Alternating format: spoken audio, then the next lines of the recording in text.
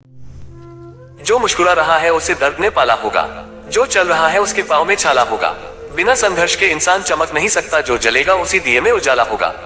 संघर्ष क्यों बचे संघर्ष से? संघर्ष ही तो जीवन की आत्मा है। जितना कठिन संघर्ष होगा उतनी ही शानदार जीत होगी।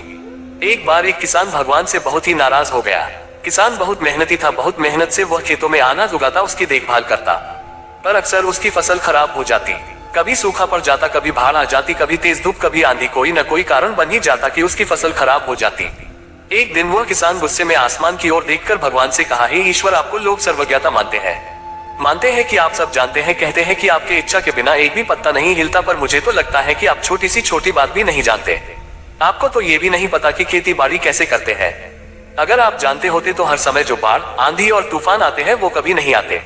आप नहीं जानते कि कितना नुकसान उठाना पड़ता है हम किसानों को। यदि आप मेरे हाथ में ये शक्ति दे दे कि जैसा मैं चाहूँ वैसा मैं मौज कर दूं, फिर आप देखना मैं अन्न के भंडार लगा दूंगा। भगवान इस किसान के तीखे वाक्य सुनकर मुस्कुराते और वह किसान के सामने प्रकट होकर बोले, मैं आज से तुझे ये शक्ति देता हूँ कि तुम अपनी खेतों पर तुम्हारी जैसी इच्छा ही तुम वैसा मौज कर दोगे। मैं बिल्कुल भी दखल नहीं दूंगा, तुम्हारी इच्छा से सब कुछ होगा। किसान बहुत खुश हो गया। किसान ने गेहूं की फसल अपनी खेतों में बोई। जब उसे लगा कि खेतों को धूप चाहिए तो खेतों को धूप मिले, जब पानी बरसना चाहिए तभी पानी बरा। आंधी, तूफान, बाढ़ कुछ भी उसने अपने खेतों पर आने नहीं दिया। किसान के खेत में इस वर्ष ऐसी फसल हुई जैसी कभी नहीं हुई थी। हरी भरी लहलहाती फसल। मन ही मन वह बहुत खुश हो गया और सोचने लगा, अब सबूत के साथ दिखाऊंगा भगवान को कि इसे कहते हैं शक्ति का सही उपयोग। मेरी सफलता देखकर उन्हें अपनी नियम जरूर बदलने पड़ेंगे। कुछ दिन गुजरे, फसल कटने को तैयार हो गए। किसान बहुत उत्सुकता के साथ फसल को काटने लगा, पर जैसे ही उसकी नजर गेहूं की बालियों पर गया तो उसने अपना सिर पिट लिया और वह रोने चिल्लाने लगा। गेहूं की एक भी बाली के अंदर गेहूं का दाना नहीं था, सारी बालियां अंदर से खाली थी। किसान बहुत दुखी हो गया। उसने भगवान को रोते हुए फिर पुकारा, हे प्रभु, तुमने ये मेरे साथ क्या किया? क्या तुमने मुझे कोई सजा दी? भगवान बोले, पुत्र, ये तो होना ही था। तुमने पौधों को संघर्ष करने का मौका ही कहा दिया। ना तो तुमने उन्हें आंधियों से जूझने दिया, ना तेज बारिश से सहने दिया और ना ही धूप में तपने दिया। एक भी चुनौती का सामना तुमने उन्हें नहीं करने दिया, इसीलिए सारे पौधे अंदर से खोखले रह गए। जब आंधी, तूफान, तेज बारिश और धूप पड़ती है तभी ये पौधा अपने अस्तित्व को बचाने के लिए संघर्ष करते हैं।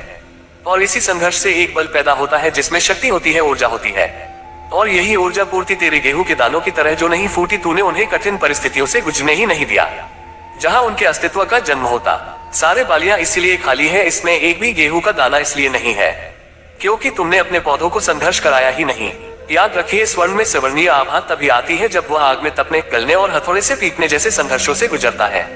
कोयले का टुकड़ा हीरा तभी बनता है जब वह उच्च दाब और उच्च ताप की मुश्किल परिस्थितियों से गुजरता है।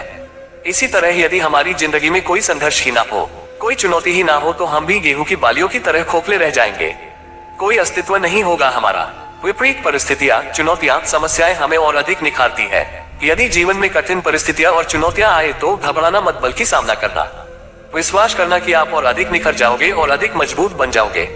किसी ने कितना सही कहा है, जिंदगी जीना आसान नहीं होता, बिना संघर्ष कोई महान नहीं होता। जब तक न पड़े हथौड़े की चोट तब तक पत्थर भी भगवान नहीं होता। आई होगी यह छोटा सा वीडियो आपको पसंद है? पसंद आए तो प्लीज लाइक एंड सब्सक्राइब करें। धन्यवाद। जो मुस्कुरा रहा है उस